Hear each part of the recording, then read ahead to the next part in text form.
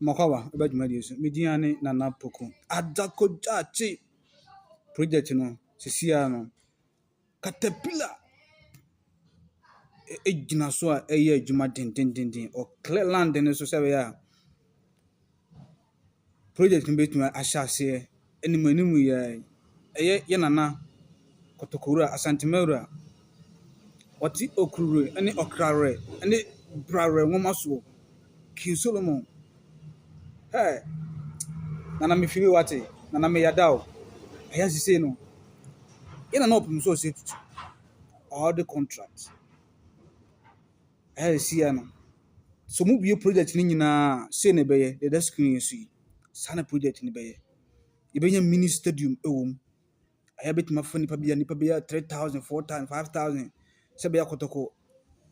I will friendly game bia. I have person about bet my kobono adakojache.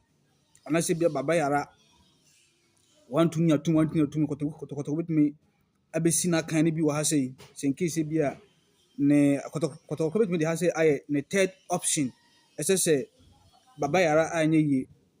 Abraham Kese Dr. Kwame Chase Sports Complex on anye yi a obetumi de adakojachi aye ne third choice eya ha ebi betumi bo MTN FA Cup nyina wa ha sei the project in there ye wo junior team no omo ayo omo accommodation ye was swimming pool after ye was pitch getting 7 aside your goalkeepers pitch so honom enye easy otumfo ni abre aya the maintenance project no ho bit ma cost about $5 million enye sikakuma honom aya park no and pitches no mienu eye natural grass natural and ba ko artificial turf and also honom na ohia buildings no so otimu say omo the old players no bi ti say Dogo Moro mo baba yara mo so Kotoko old players na omo do mo phone atata edan no sa no na fe so mo administration block enso so honom say enye fedi agro honom utu so project na esun papa ya so mu wi a enye fedi agro ebe ye fe yi papa adakojachi na betumi so ebe so ma adakojachi wo kra so asa abie se omu wie ni nyina nim se open so na nkasa na fund the project because omo a open so eyi omo so modi Kotoko enim mlesanti nyina no omo nyina no omo disappoint Asante Kotoko and so omo feel Kotoko big time in the say open so na nkasa e dey cinematography say ono nkasa be make sure say Kotoko so benya ni ono ankasa ni sports complex eya bibia be honom your tennis ball court honom volleyball ni nyina honom a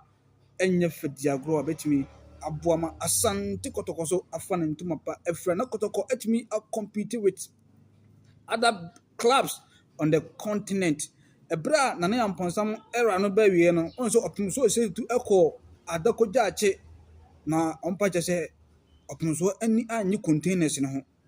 na ni anya ho Kotoko deserve containers no be nya so Kotoko nankasa enya ono ankasa no edifice a ebe suit nya ho say yes Kotoko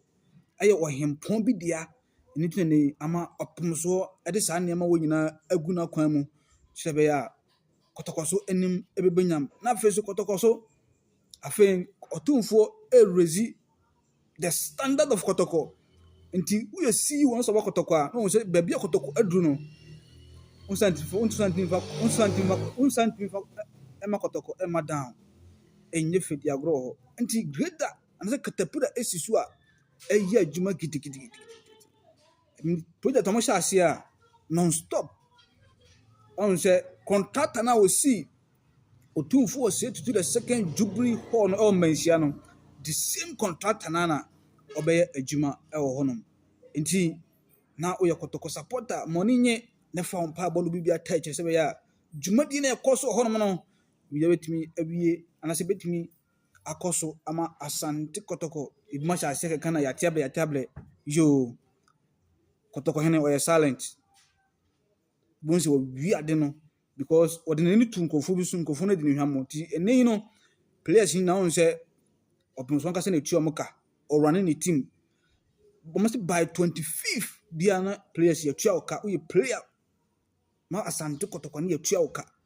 so ɔte aseɛ kyerɛ sɛ ɔhene no n'ani abere ɛhyɛ kura pemso n'asom adwono ama adeɛ kyɛn na anagye wo team o ɛna yɛde wo ya na sɛ yo sɛ na ɔno ankasa wɔyɛ ne team nti wɔwie de wɔyɛ ne wie na sɛ wɔde hyɛ wɔn nsa na wɔn sɛ wontim bɛyɛ matrama kɔ bia wɔ hɔ so ɔte aseɛ nti yɛn nyinaa mfa gyidie ne bia ntɛkyerɛ ɛmene pam no yɛn nyinaa so bɛdu adakɔgya so na de ɛho mfoni ne bia brɛ mu bɛde ma asom ɔkyɛ ma hwɛ me so bidia ne nana paku makra mo papa